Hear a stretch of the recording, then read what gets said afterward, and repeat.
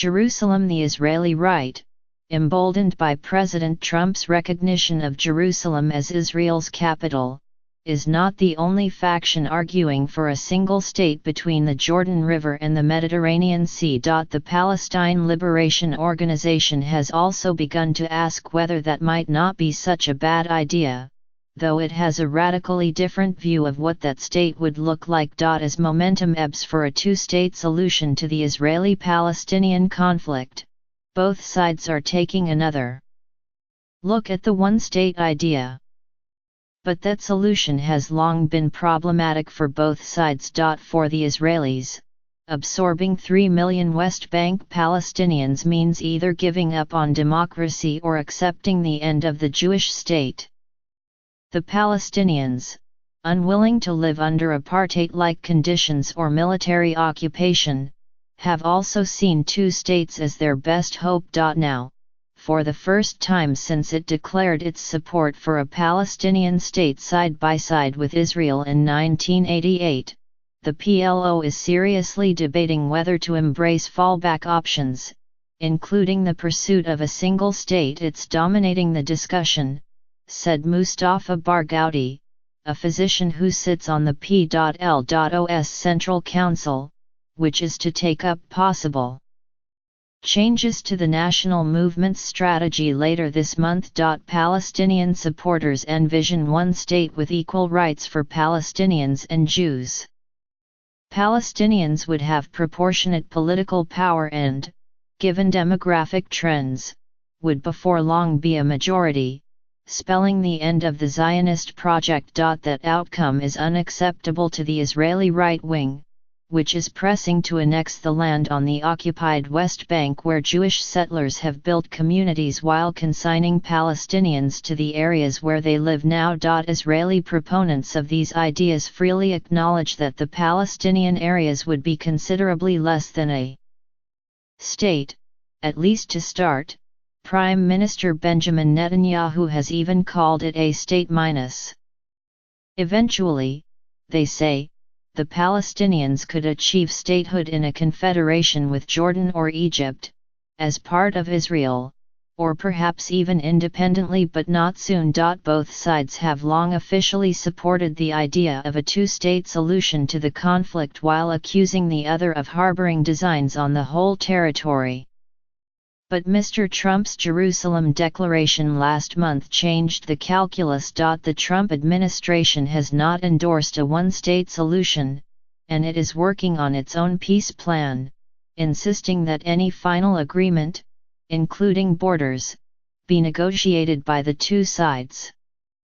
But last month's decision by the president to recognize Jerusalem as Israel's capital, in defiance of a decades-old United States policy and international consensus and with no mention of a Palestinian claim on the city, was seen as putting his thumb on the Israeli side of the scale. Saeb Erekat, the veteran Palestinian negotiator, said that Mr. Trump's declaration was the death knell for the two-state solution and that Palestinians should shift their focus to one state with equal rights.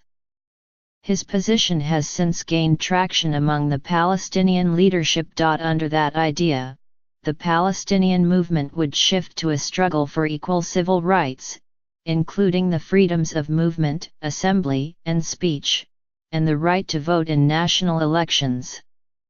Which could mean a Palestinian could be the prime minister, Mr. Barghouti said. To its Palestinian supporters, the one-state idea is bitter consolation after decades of striving for statehood under the Oslo Peace Accords, which many believe has achieved little aside from providing cover, and buying time, for Israel to expand settlements. When you support the two-state solution, you're supporting Netanyahu, said Azad Ghanem, a political science lecturer at the University of Haifa who has been working with a group of Israelis and Palestinians on a one-state strategy for some time.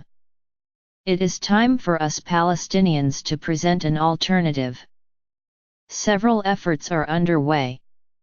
A decade-old group called the Popular Movement for One Democratic State, led by Radi Jarai, a former Fatah leader who served 12 years in prison in Israel after helping to lead the 1987 Intifada, is planning a media campaign to explain the idea to West Bank residents. They think it means Palestinians will take the Israeli ID and live under an apartheid regime, he said.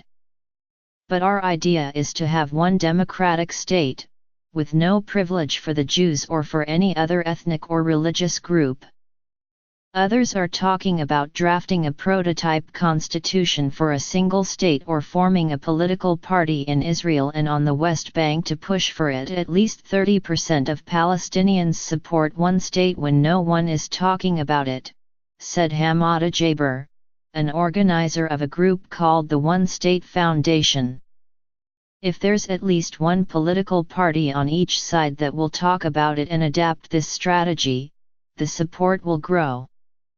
The idea has stronger support among the young, said Khalil Shikaki, a Palestinian pollster, particularly students and professionals who have clamored for a change in strategy since the Arab Spring in 2011. I'm 24, said Mariam Barghouti, a writer and activist involved in one of the one-state efforts, and a distant relation of Mr. Barghouti. All I've known is Oslo and the two-state negotiation process. I've witnessed how it's only gotten worse for me and my generation. To the Israeli right, abandoning the two-state goal is a good thing, a long-term threat averted. Many look at Gaza, from which Israel unilaterally withdrew in 2005, and imagine a Palestinian state on the West Bank similarly overtaken by the militant Hamas organization, with rockets raining down on Ben Gurion Airport from the east, instead of on farms and schoolyards from the south. But the Israeli right has not fully explained how its single state overcomes the demographic conundrum. Absorbing the nearly 3 million Palestinians on the West Bank would either spell the end of a Jewish state or destroy Israeli democracy if Palestinians were denied equal rights. Even a slim Jewish majority would be politically unable to deny Palestinians full citizenship and rights in a single sovereign state. I would never give citizenship to the masses of the Arab population in Judea and Samaria, said Yoav Kish, a member of parliament from Mr. Netanyahu's party who is advancing one autonomy plan, using the biblical names for the West Bank. Eventually, he said, what's left of the Palestinian areas could become part of Jordan or Egypt, or become some kind of state. With limited sovereignty. In the meantime, Mr. Kish said, he would be willing to give full Israeli citizenship to only about 30,000 West Bank Palestinians who live in areas where he wants Israel to assert sovereignty. Such a move would be unacceptable to the Palestinians. What these two sharply different one-state visions share is a conviction that a two-state solution is out of reach. To be sure, the PLO is not giving up entirely on a two-state solution. It is still pursuing other diplomatic avenues. On Friday, for example, Mr. Erekat called on Arab League member states to act on past commitments to cut ties with any country that recognizes Jerusalem as Israel's capital. We realize we have to be careful to make sure that the world does not misunderstand us, Mr. Barghouti said in an interview. If the two-state solution dies, it will be the responsibility of Israel, not the Palestinians. But if the Israelis kill it, which they're in the process of doing now, unfortunately with the help of Trump's administration, then the only option will be for us to fight the apartheid system and bring it down, which means one state with equal rights for everybody.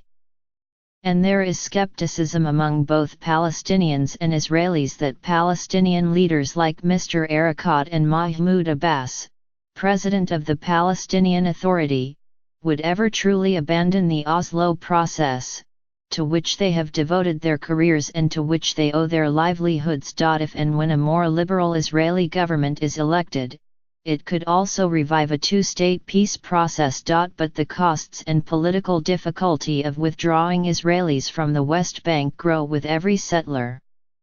Family that moves in. Daniel C. Kurtzer, a Princeton professor who was ambassador to Egypt in the Clinton administration and to Israel under George W. Bush, noted that about 120,000 Palestinian workers commuted to Israel every day.